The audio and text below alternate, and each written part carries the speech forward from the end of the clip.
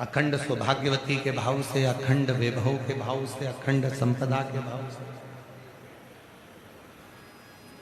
जैसे 3 चीजें हैं अखंडता में मानी जाती है। एक बेलपत्र, दूसरे नंबर पर अक्षत चावल का दाना, तीसरे नंबर पर शमी का पत्र अखंडता में माना जाता है। याद रखना।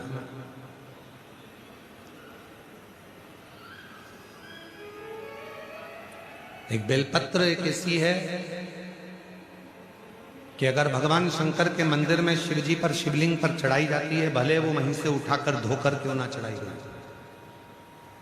तुम 1 हफ्ते तक भी अगर मंदिर नहीं आए और अगर एक बेलपत्र तुमने, मान लो आज तुमने एक बेलपत्र चढ़ा दी और घर गए, या रात को या दूसरे दिन तुम रजो धर्म से हो गए, रजस्वला हो गए, मंदिर नहीं जा सकती 5 दिन 6 दिन 7 दिन,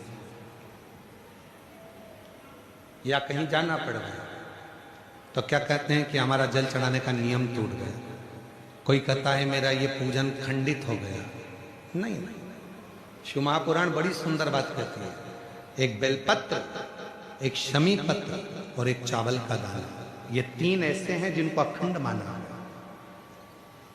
यदि आप रोज शिव जी के मंदिर में आप जल चढ़ाने का नियम रखा है और आपको मालूम पड़ा कि मेरा रजो धर्म इस तारीख को आने वाला रहता है, तो 2-3 दिन पहले से या तो शमी पत्र या चावल का एक दाना या बेलपत्र शिव को चढ़ाना प्रारंभ कर दिया करो।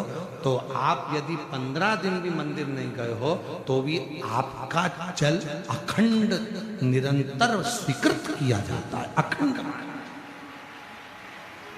भले तुमने 10 दिन 15 दिन उस जल को नहीं चढ़ाया, तुम 5 दिन 7 दिन नहीं जा सकी, मंदिर नहीं पहुंची, तुम मंदिर तक नहीं जा पाए, तुम कोई कार्य में लग गए, तुम नहीं पहुंचे, और उस जल को अखंडता में, अखंड। क्यों? एक बात आप लोगों ने, पशुपति व्रत किसने करा? हाथ उठाओ जरा, किन किन ने करा? सारे पंडाल वाले। हाँ ठीक है, रखिए। पशुपति व्रत में एक बात कही जाती है, 3 चीजें हैं। एक है पाशुपत्य अस्त्र, दूसरे नंबर पर है पाशुपत्य योग, और तीसरे नंबर पर है पशुपति व्रत।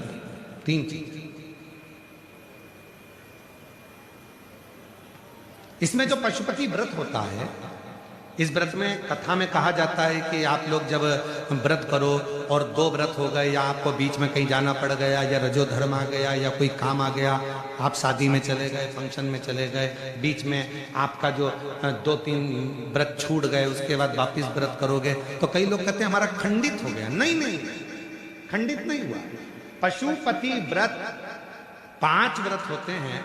बीच में अगर तुम कहीं चले भी गए, कोई फंक्शन में चले गए, बाहर चले गए, देश विदेश चले गए, कोई रजो धर्म में चले गए, तो आप उस व्रत को नहीं करते हो। पर वो व्रत भले तुमने नहीं करा, पर इसके पहले तुमने जो शंकर जी की पूजन करी थी, इसके पहले तुमने जो पशुपति व्रत करा था, पिछले सोमवार को जो तुमने पशुपति व्रत करा, उसमें जो बेलपत्री चढ़ाई, पिछले सोमवार को जो तुमने पशुपति व्रत करा, उसमें भूल से भी तुमने अगर शमी पत्र या चावल का दाना या बेलपत्र कभी चढ़ाया है, तो वो व्रत तुम्हारे चाहे 15 सोमवार छूट गए, 5 सोमवार छूट गए, 3 सोमवार छूट गए, 4 सोमवार छूट गए, पर वो व्रत तुम्हारा अखंड कहलाता है। भले तुम उसको करो चाहे मत करो। फिर वापिस आते हो, वापिस आने के बाद फिर व्रत करते हो।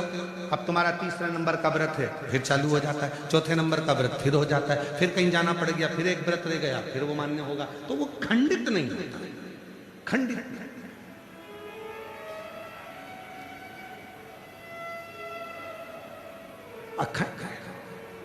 और कितनी सुंदर बात कही।